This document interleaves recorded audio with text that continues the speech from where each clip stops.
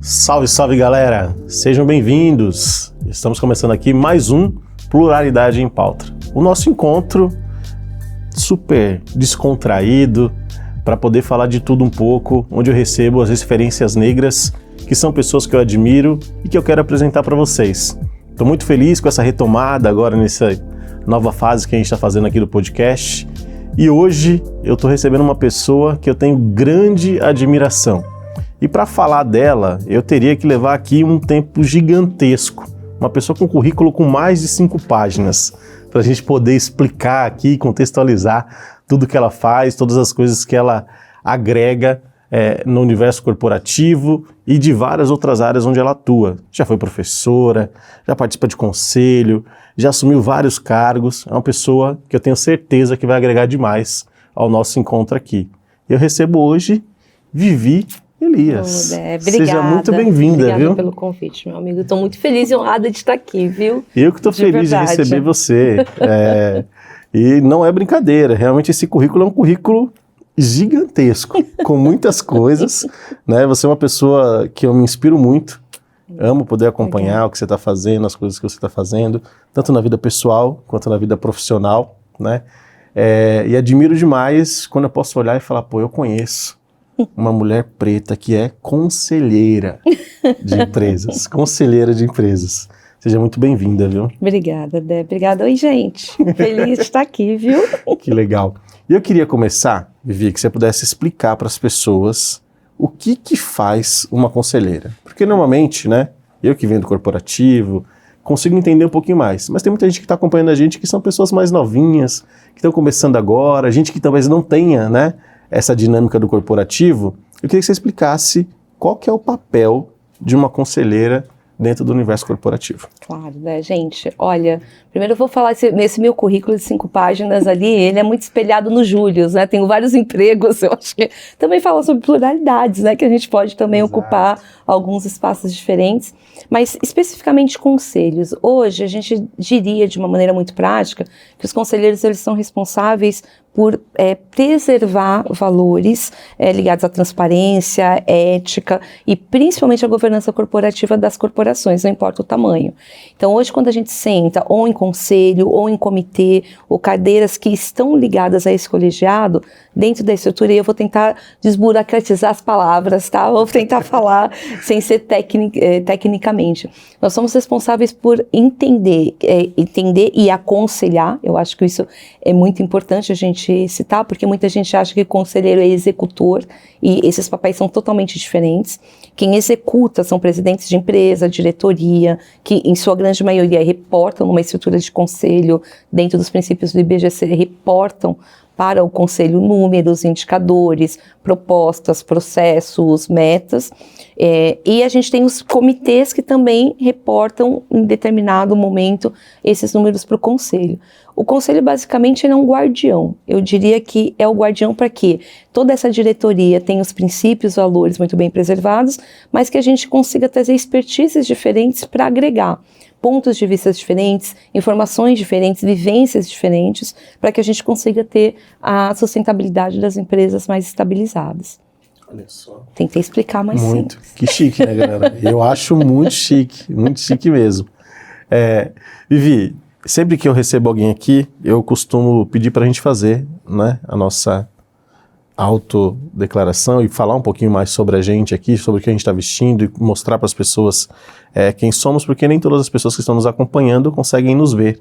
Então, para que a gente seja um pouco mais inclusivo, vou começar aqui, faço minha autodescrição e aí vou pedir para você fazer a sua depois, tá bom? Claro. Gente, hoje eu tô aqui, né, eu sou o André, tô vestindo uma camisa meio xadrez aqui, né, com azul e vermelho, de uma marca chamada Reis da Rua, que é uma marca, se não me engano, do Maranhão. Conheci num evento e consegui comprar essa camiseta, gosto demais dessa camiseta. Aqui é o meu fundo, né, um fundo um pouco mais escuro, mas tem uma prateleira com alguns itens. Estou usando um óculos que ele tem um degradê aqui preto e laranja, com cabelo black, com uma barba, né, bigode e cavanhaque aqui, calça preta e um tênis vermelho. Por favor. Bom, eu sou uma mulher preta de 1,65 m, com tranças, com as pontas mais lisas, Estou vestindo uma jaqueta jeans de uma marca que chama Boys of Soweto, que é um estilista de Cape Town, super bacana e, né, suportamos o nosso povo. Calça jeans, um escarpão branco, meu fundo também é preto, com um grafite maravilhoso do Ricardo Negro. Do Ricardo Negro, que tem um grafite de 2 meninos negros, um com uma arma, mas o outro trazendo amor através da sua tinta e sua expressão. Exatamente, gente, exatamente. Ricardo, ele é um artista incrível, né?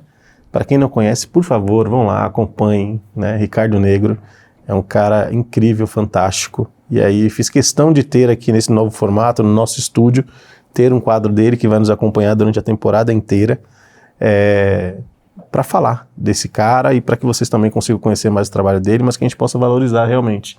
Acho muito bonito quando a gente olha a arte, né, levando cor e levando também esperança para as pessoas, né? Então, ali tem uma conversa, né, entre 2 meninos negros, mas aos poucos também vai se colorindo e a gente tem a oportunidade de ver esse menino mudar de vida, certamente. E eu sou um cara que vem da periferia, né, de São Paulo, nascido e criado aqui no Grajaú, e sempre falo disso, tenho muito orgulho. E eu queria saber de onde que vem a Vivi? Onde começou essa jornada com você, com a sua família? Como é que foi construído isso?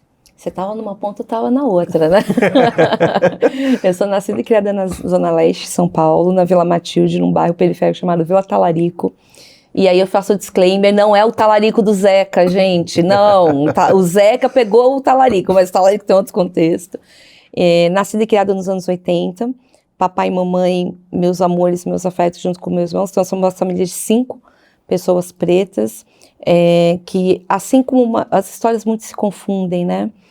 Eu tenho um orgulho até hoje, aos meus 45 anos, hoje eu sou moradora da Zona Norte, eu casei, tem 13 anos que eu moro na Zona Norte, e eu vou te falar que o meu orgulho diário é saber que eu volto para onde eu vim pelo menos uma vez por mês.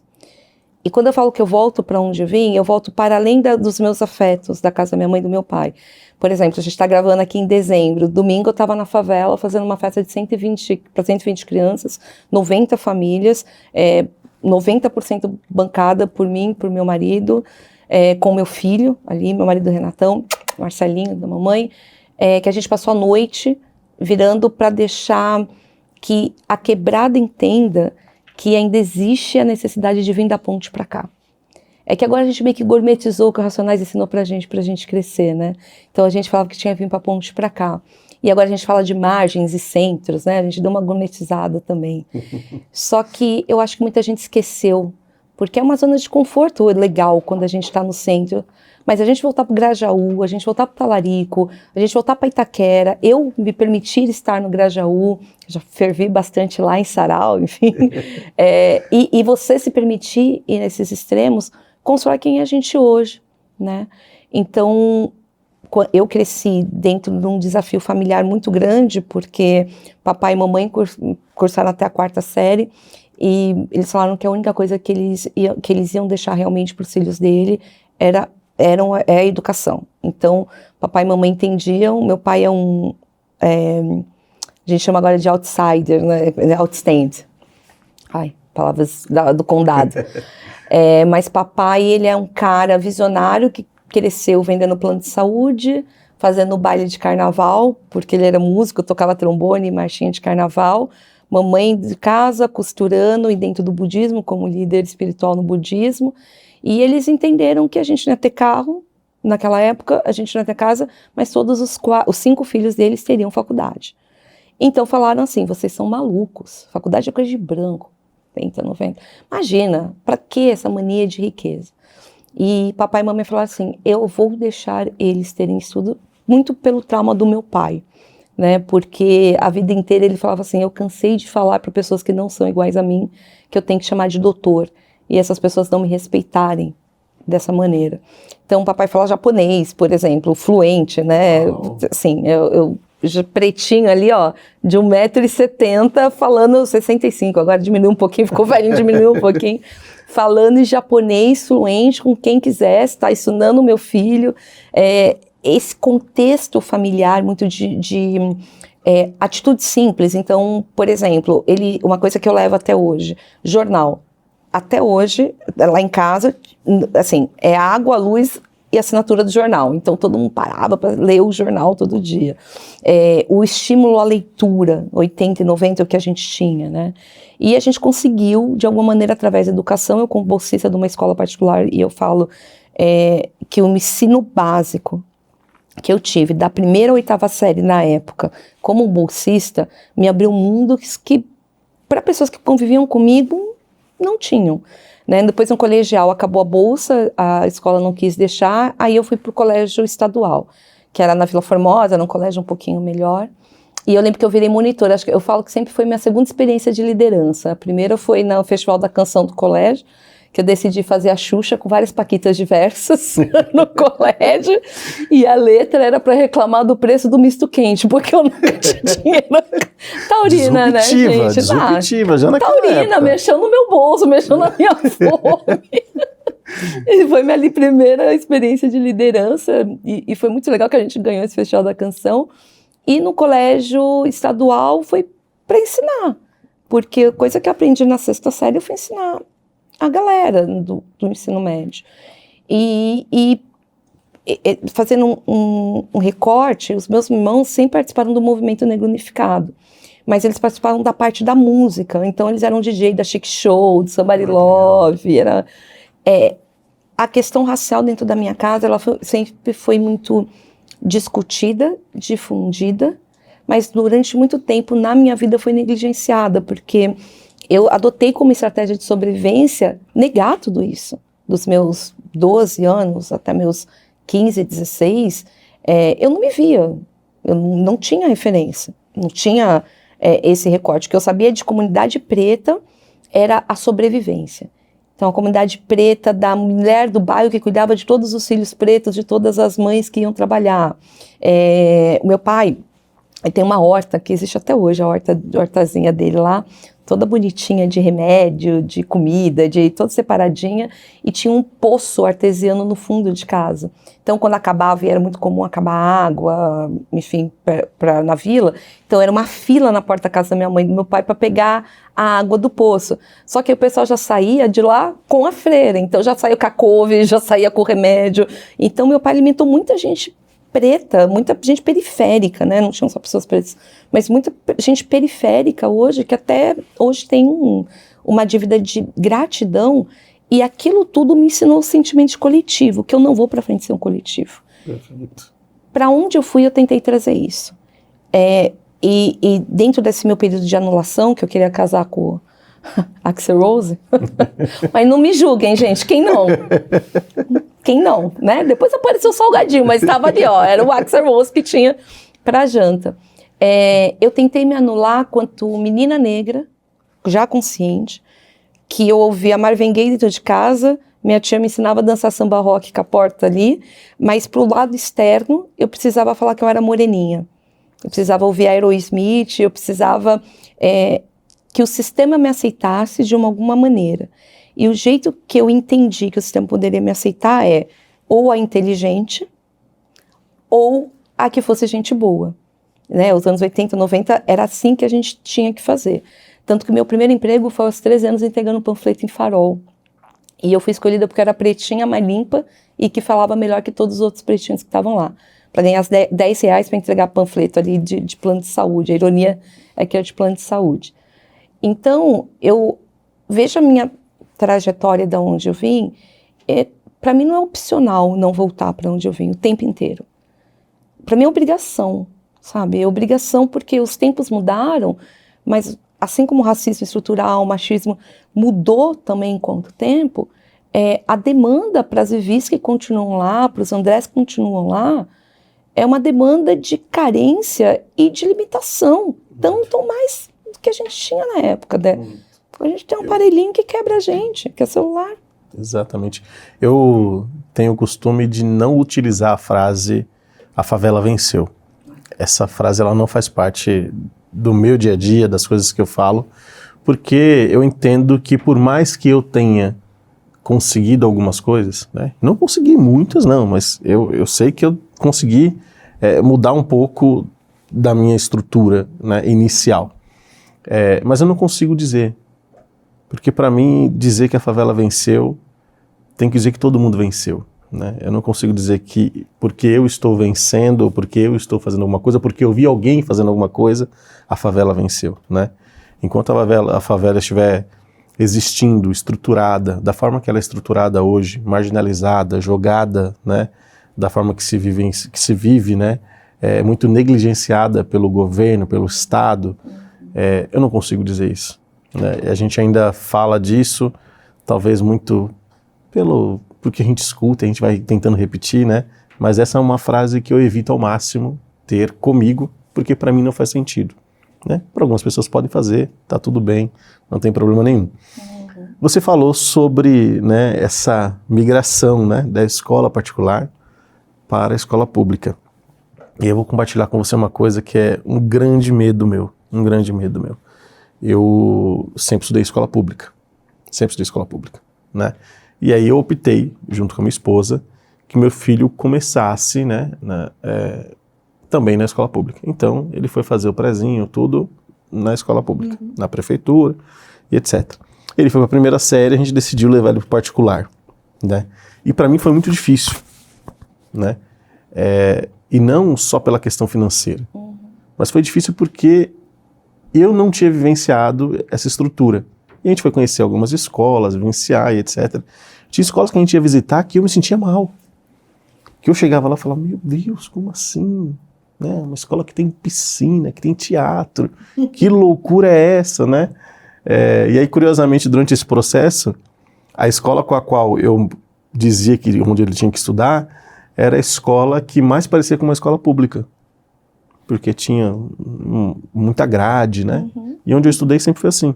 Né? Eram escolas com grades, com lugares fechados, né? Às vezes colocavam placa de ferro assim no vidro, porque a galera tacava... É uma coisa muito louca. E aí eu tentei induzir esse lugar, mas depois a gente descobriu que não, pô, tem que ser uma outra escola, acabou indo para um outro lugar, que é uma escola arvorizada, um negócio muito legal. E eu acho legal quando eu vou lá, porque eu vejo que existe uma possibilidade de vivenciar algo diferente, né? E eu vejo a alegria dele de ir para a escola, o quanto que ele, né, tá feliz, etc e tal. Mas é isso, ele teve que ir para a escola, teve que fazer reforço no primeiro ano, porque ele vinha numa escola pública, era uma escola particular. Muda muita coisa, né? E o meu grande medo é esse, né? Eu carrego ainda comigo que será que algum dia eu vou ter que tirar ele da escola particular? Né? É um medo meu enquanto pai. E eu preciso falar disso porque eu carrego isso comigo, né? É muito difícil, porque eu fico o tempo inteiro pensando, será que, né? Então hoje, sempre que eu vou organizando, por exemplo, financeiramente, a escola é uma prioridade. Sim. Né? E aí eu tento garantir a escola de maneira que, para mim, esse ano tá pago.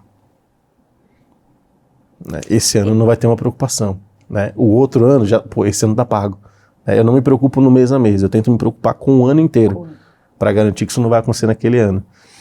E aí você falou dessa mudança sua, né, de uma escola para outra, e até de ensinar as pessoas nesse processo, que para mim é um processo de liderança mesmo, que já vinha com você ali sendo carregado. Mas você também está criando uma criança. Né? Como que é para você esse processo hoje de criar essa criança num lugar de vivência que é diferente do seu, para que ele se conecte ainda com as raízes, para que ele entenda as vivências, para que ele consiga compreender o mundo da mesma forma que você conseguiu compreender e perceber até hoje? Olha, Dé, eu vou te falar que eu compartilho esse seu medo, mas eu compartilho o medo para além da educação do Marcelo. Porque o Marcelo, ele é um garoto que ele cresceu já com acessos. Então, houve a seção financeira minha, houve a seção financeira do meu marido, que é um homem branco com seus privilégios brancos, mas teve ali um recorte financeiro de brancos periféricos também. Mas como houve uma ascensão do casal, eu não posso falar que o Marcelo passou fome ou vontade que nem eu passei. Então, eu morro de meu maior medo. Às vezes a gente brinca, por favor, entendam uma piada em casa sem cancelamento, pelo amor de Deus. Eu acho que o meu maior medo hoje é do meu filho virar um Faria Limer. E ele tem acessos, porque meninos negros não têm privilégios, eles têm acesso. Ele tem acessos para fazer, se ele quiser. Só que se ele fosse tornar um Faria Limer, eu quero que ele se torne um Faria Limer que permita que outros meninos, que os filhos do André também estejam lá, dentro das mesas de discussão, sem envolver dentro de compliance, tá? Dentro de todos os princípios de compliance que a mãe dele fala. Mas o meu maior medo hoje é eu criar uma sensação de dividendos de classe. O que eu quero dizer com dividendos de classe? Minha mãe ascendeu por uma suposta meritocracia. Gente, eu não acendi por uma meritocracia. Meritocracia para pessoas como a gente não existe e não vai existir pelo nosso filho. E eu linko com a favela que você falou. A favela nunca venceu e digo mais, a favela nunca vencerá. Porque o sistema ali não foi construído para a favela vencer. Ele foi construído para, de alguma maneira, que a gente pegue 1, 2, 3, 4 de uma favela para construir uma história, o famoso storytelling lá que fala, mas uma história de que se você luta, você vai conseguir. Eu brinquei aqui quando a gente chegou, né? Se tu luta, tu conquista. CNJ não quis dizer isso. Se tu luta, te conquista o quê? Comida, teto, o básico. O básico que foi negado, educação. Não era pra gente ter esse medo do nosso filho ter que sair da escola particular. Então, quando a gente começa a pensar em acesso dos nossos filhos, eu tenho uma discussão muito ligada à geração. Eu não posso falar, e isso aí vem aquela discussão da geração Z, vem pronta, enfim. Ela não vem pronta, a geração Z está toda zoada. E o que eu quero dizer, está zoada, é zoada de questão de conceitos, de acesso. Então, o que eu faço com o Marcelo? O Marcelo, ele vai à margem. E aí eu não posso falar que vou até reformular aqui. A geração Z está toda zoada? Sim. Qual geração Z? Exato. Muito amplo, né? É muito amplo. Eu acho uma loucura, porque a gente fala, não, a geração Z, como se fosse um grupo de diferença de 3 anos de idade, né? De um para o outro. E não é. Não é. É gigantesca. A geração Z da quebrada, da periferia, da margem, lá do Nordeste, do Norte, do Sul, desse Brasil que a gente tem, eles são preocupados em sobreviver assim como a gente estava quando o milênio lá nos anos 80 e 90. E o sobreviver agora quer dizer, olha, para onde eu vou se eu não tenho saída, qual é o caminho que eu tenho que ir, qual o processo que eu tenho que ir. A geração Z, que eventualmente não tem esse processo de identidade, de história, muitos deles nunca sequer pararam para entrar numa escola pública, que o trabalho social no final do ano é montar sacolinha de final de ano com roupa usada. É virar para moças, para as pessoas que ajudam no serviço de dentro de casa e falar, claro que eu sou super inclusiva, ela é até da família. Eu não posso fazer isso, é muito desonesto fazer isso com meu filho, porque, para além disso, eu estou apagando o legado da família dele. O legado do vô e da avó do poço, o legado da minha sogra e do meu sogro que ralaram a beça. Então, falar de meritocracia nesse país hoje é falar sobre os nossos medos. Uma vez eu derrubei uma matéria num grande jornal, que eles queriam colocar assim, Viviane, a menina que entregava panfleto em jornal e hoje é diretora, é conselheira, coisa e tal. Eu falei, gente, de jeito nenhum, eu não permito que façam isso. Porque meu filho vai pegar essa matéria e vai falar, olha, minha mãe venceu, né, pelo esforço, Não, a mãe dele sofreu, a mãe dele chorou, a mãe dele até hoje passa por isso, a mãe dele sofre com ética seletiva, a mãe dele passa um monte de processo, mas ela foi, de alguma maneira, hackeando esse sistema. E esse hackear é o que eu faço com estratégia. Então, Marcelo, o que você vai fazer? Você vai passar a noite inteira comigo lá, distribuindo um panetone na quebrada. Ah, distribui o panetone na quebrada? Você vai comigo na quebrada. Ele vai pular o lixo para entrar lá no CCA que a gente ajuda, e você vai jogar bola com esses meninos que estão aqui, e você vai ganhar a mesma coisa que esses meninos. E se esses meninos se sua festa de aniversário foi num campo de futebol, a gente vai levar eles no mesmo lugar, que é para você entender que é sua obrigação continuar essa transmissão de legados da ponte para lá, que começou comigo, começou com seu pai, e vai ter que continuar com você, com a sua prima e com todas as pessoas no entorno. E o jeito mais fácil que eu consegui para fazer isso, e hackeando de alguma maneira, até pelo Marcelo, é colocar ele para viver a diversidade. Então o melhor amigo dele, o Kenzinho, é oriental, obviamente meus melhores amigos, tem muito amigo oriental, até pelo budismo, mas ele conhece os orixás de religião de matriz africana, ele conhece o Buda, ele conhece diversidade religiosa, ele conhece amigos meus com deficiência, ele tem os tios deles que são gays, as tias que são lésbicas, ele conhece meus amigos trans, ele vive a diversidade de uma maneira que ele vê amplitude do mundo. E isso ele traz para a sala de aula. Teve um exemplo clássico, teve um dia que a professora começou a falar de 20 de novembro, né? Enfim, e a professora explicando, a princesa Isabel, aí de repente Marcelo levanta a mão e fala assim, professora, tudo errado isso daí. Essa princesa não foi desse jeito, não. Chama minha mãe para ela vir aqui explicar para você que não tá certo isso. Então, é dessa forma, né? E eu, para fechar aqui, eu te digo que até 2020, 2022, 2023, quando a gente se conheceu ali, perto da pandemia, eu sempre falei que eu queria hackear o sistema. E eu acho que eu fiz isso até certo modo, até 2021.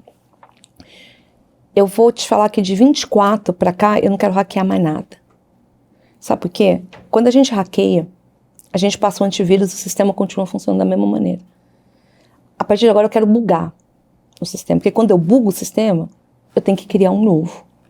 Só que para eu bugar o sistema, em movimentos que a gente vê, e aqui eu não estou falando só de diversidade racial, eu estou falando de movimentos que permeiam silenciamento, que permeiam apagamento, o que eu estou dizendo é que a melhor estratégia hoje para a gente bugar esse sistema é cuidar que nem a técnica do avião. Primeiro a máscara na gente, no silêncio, na estratégia, e ajudando os nossos de maneira estratégica, empoderando os nossos. E aí é um outro jeito que a gente tem para que as pessoas consigam chegar nos espaços que a gente está. Representatividade, Vivi, é muito legal você estar num conselho? Tem reunião de conselho que eu sento e vou chorar. Mas é mais legal ainda eu ter o poder da escolha de falar, eu quero estar aqui ou não. Eu preciso estar aqui ou não. É estratégico que eu vou no shopping JK em determinados momentos? Talvez. Eu preciso fazer só compra no JK e dar meu dinheiro no JK em algumas lojas que nem me querem lá? Todo mundo lembra do rolezinho que aconteceu há muito tempo no JK. Preciso? Não. Eu vou dar dinheiro lá pro Boys of Soweto, pro Reis da Rua, pra Mili no Grajaú, pro Favela Chique lá no Rio. Vou empoderar. Não, mas que é o movimento Black Money. Faça acontecer, eu não preciso ir na rede social para falar que eu estou fazendo isso. Exato. Empodere, porque empoderar economicamente é uma forma não da favela vencer, mas é uma forma da favela ter viabilidade e acessos. Total. E você falou do ponto que eu acho muito importante, né? Muito importante. Eu também comecei muito cedo a trabalhar. Comecei aos 14 num jornal de bairro, né? Aos 15 já estava trabalhando numa multinacional, como jovem aprendiz. O que foi muito bom, mas ao mesmo tempo hoje eu olho e avalio com algo também muito ruim, né? Porque eu tive que trabalhar, né? Desde os 15. Não era como hoje, viu, gente? Que você trabalha só 6 horas, jovem aprendiz. Na minha época você trabalhava 8, fazia hora extra, sem receber hora extra. Né? 8, 10, normal, e você trabalhava, né? Ali como aprendiz, né? O salário que eu recebia era menor do que o VR, né? O vale-refeição valia mais que o meu salário, que é uma loucura, né? Na época.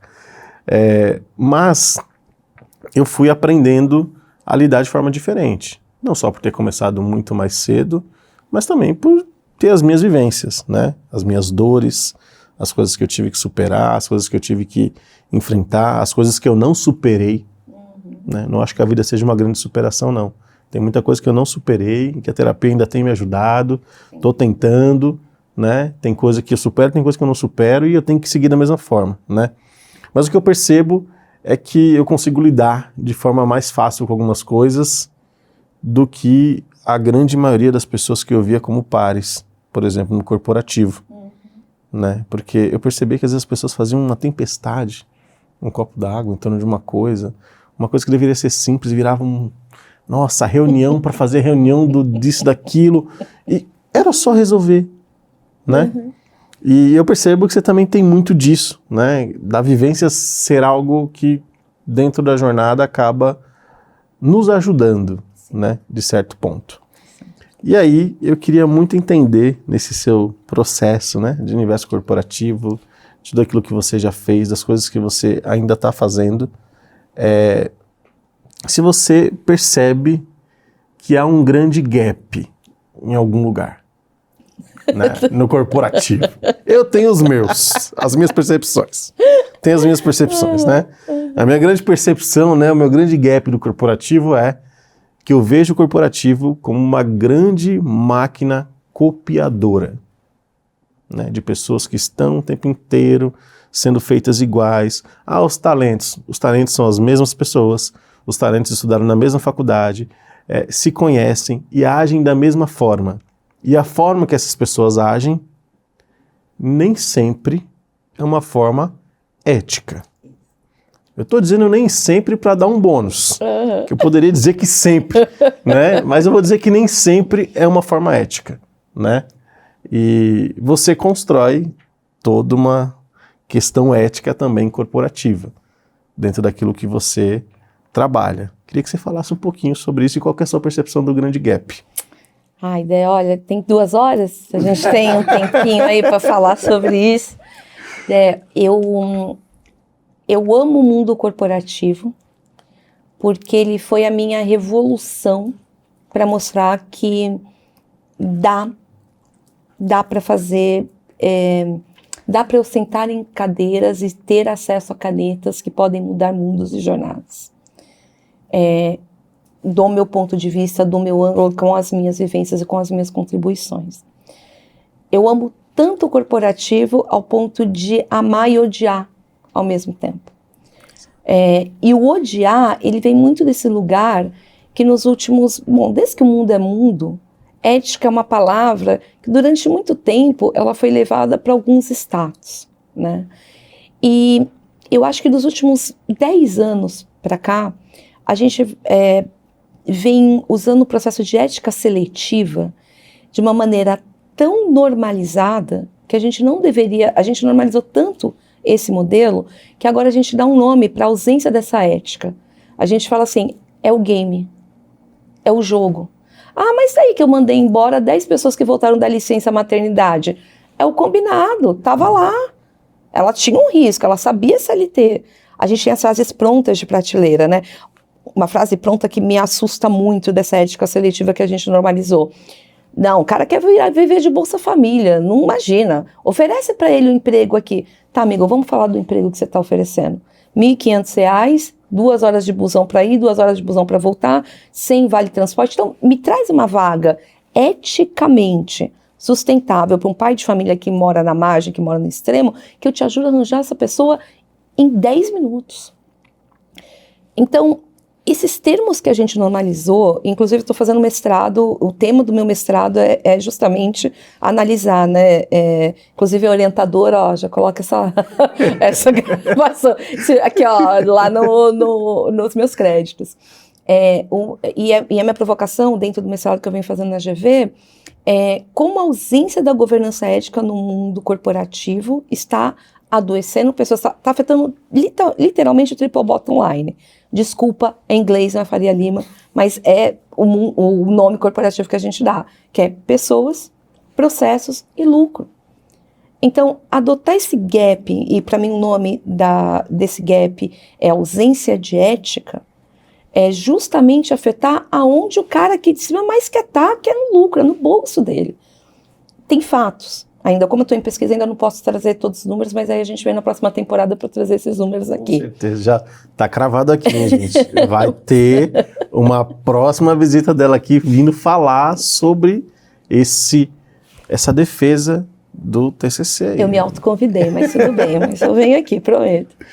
Mas é tangível, a gente consegue tangibilizar, a gente consegue pegar esses números. Nunca se viu tanta gente adoecida, tanta gente com burnout. Não é à toa que a gente tem uma lei de obrigatoriedade para as empresas para falar de segurança psicológica. Eu trabalhei muito tempo na saúde, o número de CIDs, principalmente depois da pandemia, explodiram.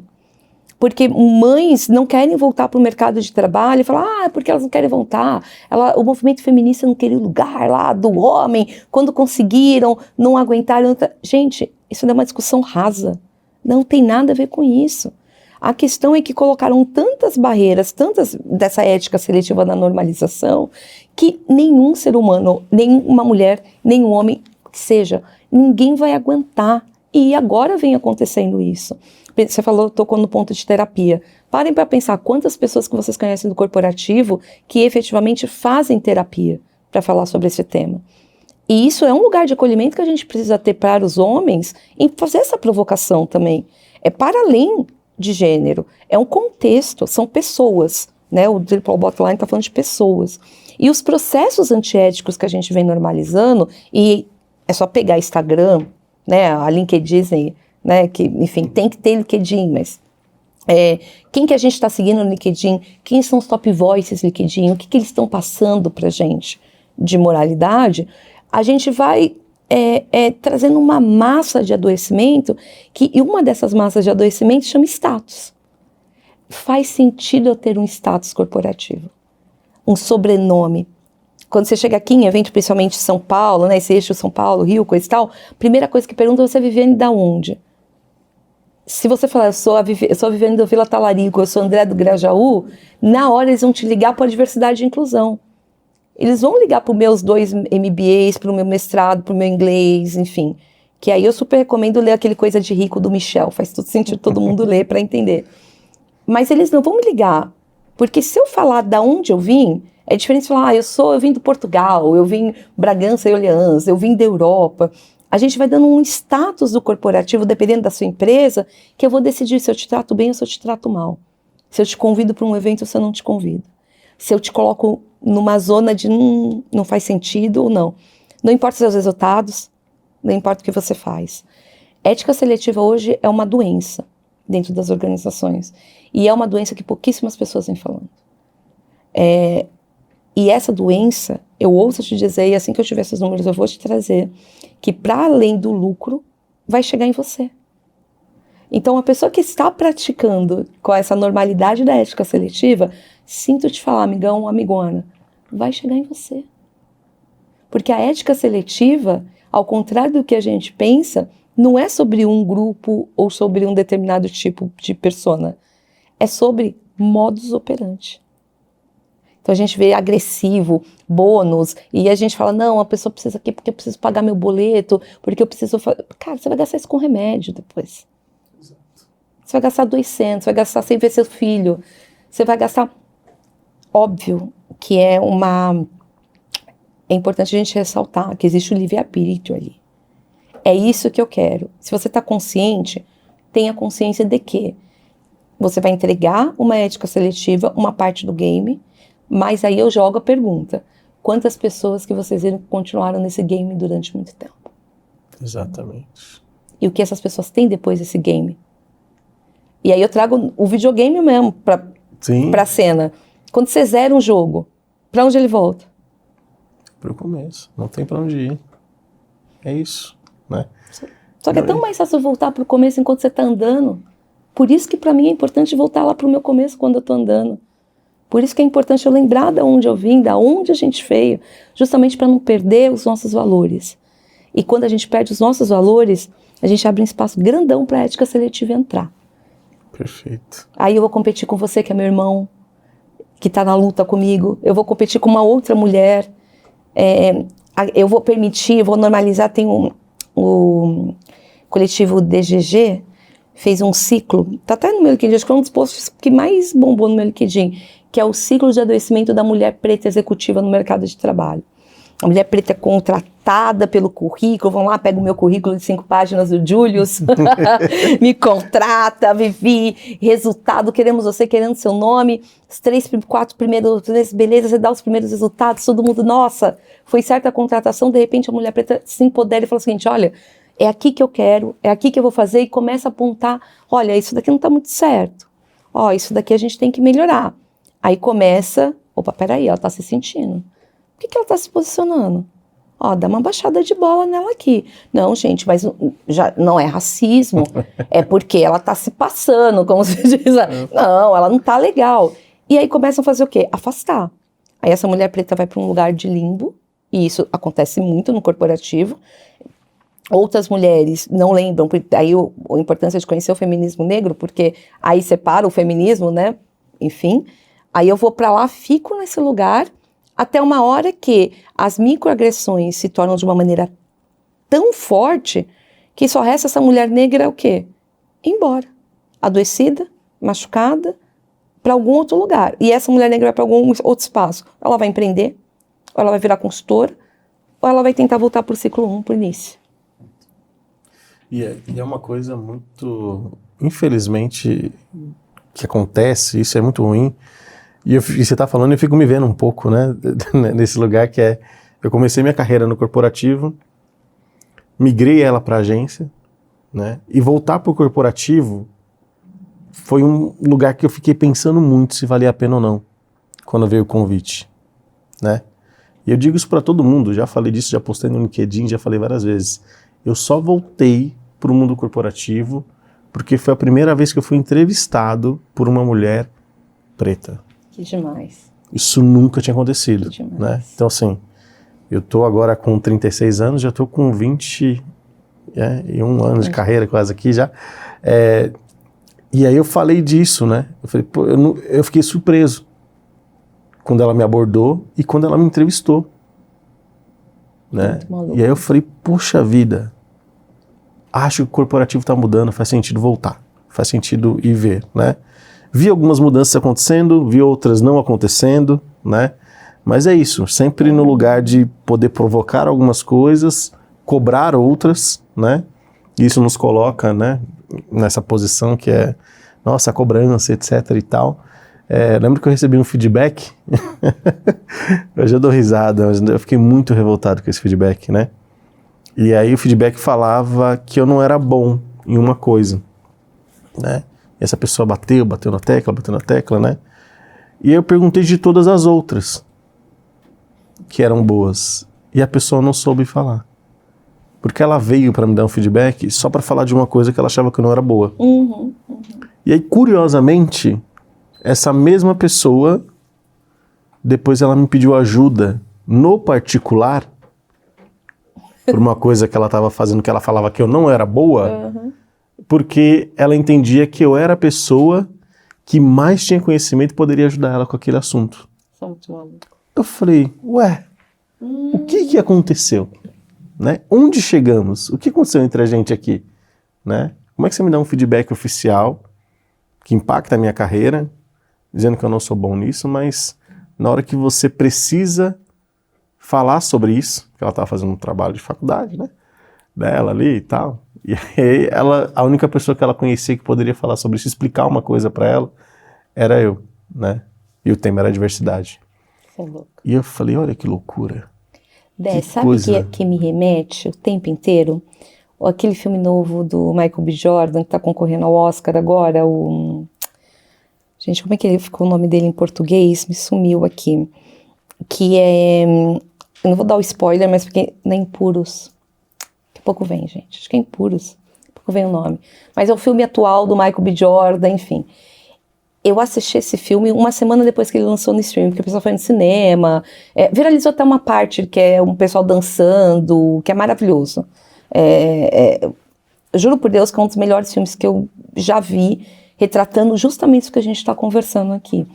E tem algumas cenas que ele deixa claro isso, o conhecimento do povo preto, a união do povo preto e como tinha sanguessugas o tempo inteiro puxando. Ele faz um comparativo ali, numa licença poética cultural, trazendo os vampiros, né? Então eram os vampiros que o tempo inteiro queriam tirar o nosso conhecimento, mais ou menos que nem o filme Corra, né? Exato. Que eu quero o melhor que você tem de pessoa, eu não quero sua pele, eu não quero seu corpo. Eu quero o melhor que você tem aqui, eu quero o melhor que você entrega. Para mim, esses filmes os dois conversam diariamente com o que pessoas pretas passam no corporativo. E talvez pessoas não negras assistam aquele filme, acham maravilhoso e vão remeter para as estruturas raciais de 1500. Eu vivo cansando de falar, tem até algumas frases, né? Não sou muito fã de frase de efeito, mas que a gente saiu ali dos grilhões para ir para a carteira que não foi assinada, né? Porque a Isabel esqueceu de assinar a nossa CLT, assinou a Leal e não assinou a CLT. E é verdade.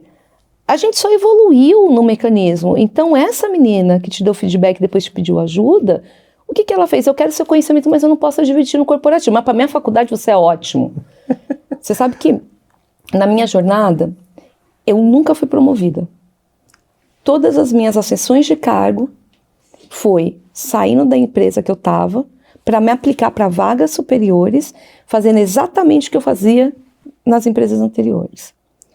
Eu tenho particularmente uma dor muito grande de uma empresa que eu amava trabalhar, que era em seguros.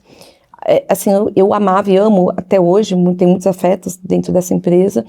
E quando a chefe saiu,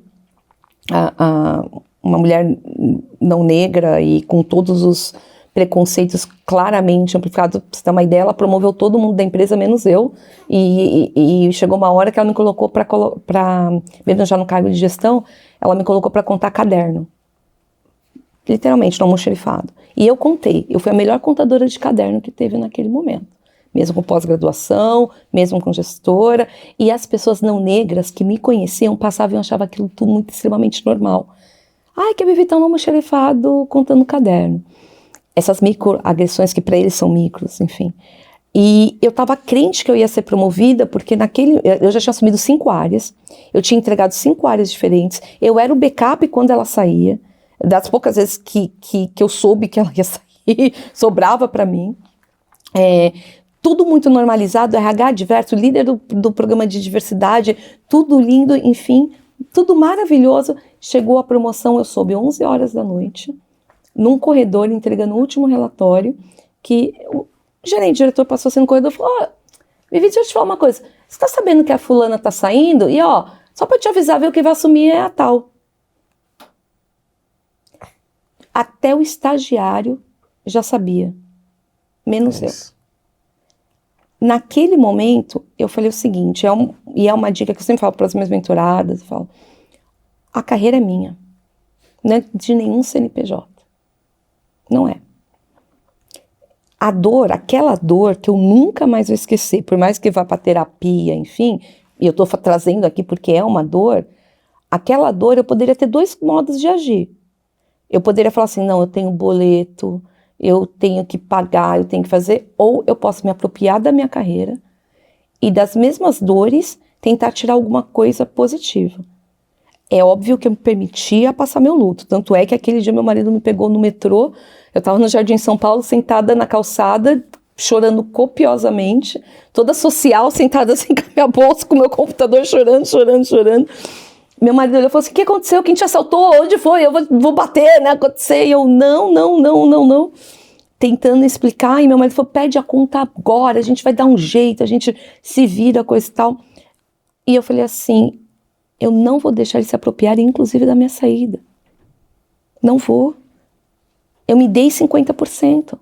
Agora chegou a hora de eu me apropriar quanto mulher, quanto negra, quanto Viviane Elias Moreira. Eu preciso me apropriar daquilo. E no outro dia, eu comecei a procurar emprego. Comecei a fazer entrevista, muita sacanagem, entregando o que eu tinha que entregar, com a mesma qualidade que eu tinha que entregar, e procurando emprego. O dia que eu saí, que aí foi pro cargo de gerência, e a ironia e aí eu já vou chegar na mesma coisa da mulher preta. Quem me entrevistou por último foi um homem preto. E eu me falou assim, por que seu currículo não estava aqui antes? Aí eu falei assim, olha, eu me apliquei para essa vaga 7 vezes. Eu só consegui chegar em você porque uma grande amiga não negra, essa é a importância dos aliados, a ESA, que eu fiz desde a época que a gente trabalhava junto em diversidade, eu liguei e falei, ESA, eu sei que você trabalha nessa empresa, eu já mandei 7 vezes, a descrição é o meu currículo, me dá uma ajuda, por favor. Aí você falou, mas pelo amor de Deus, tô indo agora levar na mão de uma pessoa, que é o dono da vaga, que era um homem preto. Quando eu cheguei, ele se assustou porque ele não sabia que eu era preta, e eu me assustei porque eu também não sabia que eu era preto. E foi fantástico, porque a única coisa que a gente não falou ali foi sobre raça. A gente falou sobre entrega, sobre comprometimento. E tanto é que depois ele ficou chateado comigo que eu demorei muito tempo para entrar no grupo racial da empresa, porque eu precisava me provar quanto profissional. E eu queria estar lá como profissional. E é assim que eu quero continuar.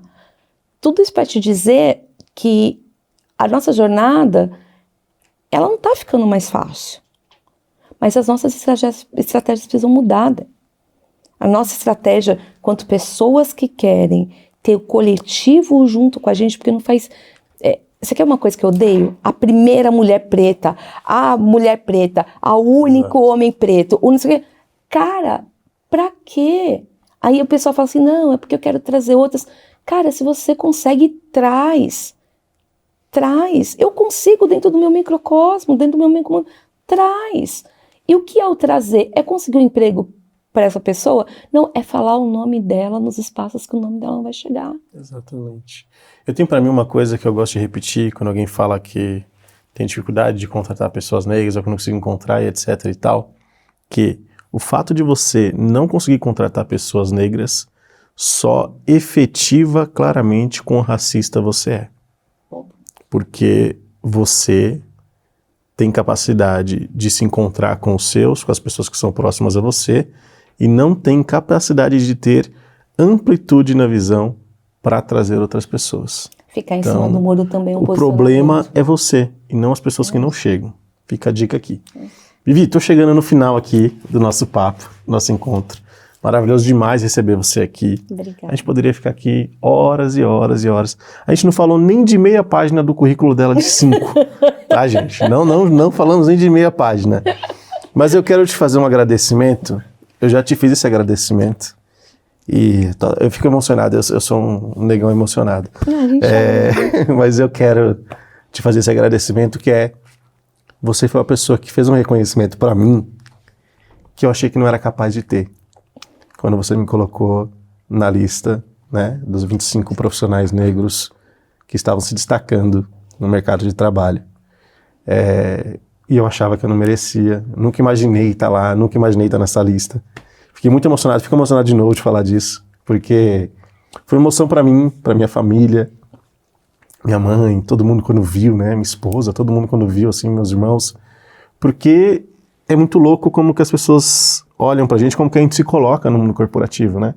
E quando você, né, maravilhosamente sempre faz essa lista lá no Mundo Negro, no site Mundo Negro, acompanhe, né, essa lista da Vivi, que é fantástica, me deu um presente que eu guardo aqui com grande carinho, de poder estar reconhecido nessa lista, de poder me aproximar de você, de conhecer mais de você, né?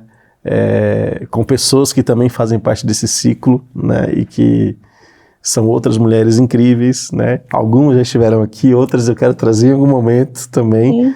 Então eu queria muito te agradecer, né? Pela lista, pela presença de estar aqui hoje, pelo seu sim, pela sua disponibilidade, né? A gente estava aqui antes de começar falando, você está numa correria muito doida, especialmente hoje, e mesmo assim você veio aqui, então muito obrigado, muito, muito mesmo, viu? Não é o que me agradecer, é minha obrigação fazer o que eu posso. Eu tenho que agradecer a Silvia pelo site Mundo Negro, pela resistência dela em permitir ser um canal viável pra gente, Kelly Batista, Sauane, que sempre esteve com a gente nessa construção, nesse collab de mulheres pretas, e Dé, se apropie, porque você vai ver que dificilmente eu vou levar nomes de pretos hypados que não agregam ao coletivo, e não tem que me agradecer literalmente, é puro fruto e mérito do que você conseguiu trazer no corporativo, que você é muito... Não posso falar, gente. Aí a quebrada aqui, ó. É que a gente é trilingue, né? Aqui português, pode, inglês e quebradês. Aqui tá liberado, aqui tá tudo liberado, entendeu? Isso é o famoso preto zica. É o preto zica. Ah, maravilha. Faz a mudança que a gente precisa nesse mundo. Obrigada pelo convite. Obrigado mesmo, viu? Valeu demais. Gente, a gente vai fechar aqui então mais um encontro do nosso Pluralidade em Pauta. Como eu disse e repito, estou muito feliz com essa nova fase, com esse novo formato, e feliz que vocês ainda estão aqui comigo, me acompanhando e fazendo acontecer, tá? A gente se encontra daqui 15 dias em um novo episódio, com outra convidada, com outro convidado, que eu tenho certeza que vai agregar e contribuir para, como eu disse, né, não ser como as outras pessoas que não conseguem encontrar pessoas por aí. O objetivo é que a gente consiga realmente olhar para o horizonte com mais amplitude e dizendo que, de fato, a gente é essa potência, essa resistência, essa grandiosidade que as pessoas negras são. Valeu, um abraço e a gente se encontra em breve.